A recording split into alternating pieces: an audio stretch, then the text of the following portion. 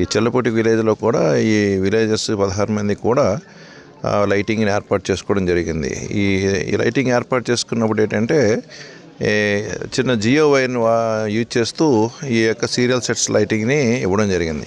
Jio wire తెగిపోయి wire కింద పడిపోవడం వల్ల నందిని అనే అమ్మాయి ఒక ఇంటి నుండి ఎదురింటికి పరిగెత్తే సమయంలోనే అది కాలుకు చుట్టుకొని అమ్మాయికి ఎలక్ట్రికల్ షాక్ అవడం చూసి ఈశ్వరరావు అనే వ్యక్తి ఆవిడని కాపాడదామని ప్రయత్నం చేసి ఆవిడని పట్టుకొని ఆవిడ సేవ్ చేయడానికి ట్రై చేయగా ఆయనకు కూడా ఆయనకు కూడా చనిపోవడం జరిగింది. ఆ సందర్భంగా చిన్న పిల్లాడు 4 years కృష్ణ అనే పిల్లాడు కూడా వచ్చి ఆయన వెనకాలే ఎత్తవడం వల్ల ఆ కుర్రాడు కూడా చనిపోయాడు.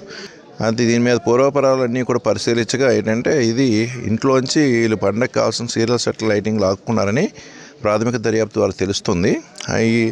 ఈ ఎర్త్ అయిపోవడం వల్ల ఏంటంటే ఈ జీవోలో ఎర్త్ అవ్వడం వల్ల ఏంటంటే ఒకరి నుంచి ఒకరికి ఎర్త్ అవ్వడం వల్ల ఈ సంఘటన ప్రమాదవశాత్తు జరిగిందని మాకు ప్రాథమికంగా తెలుస్తుంది.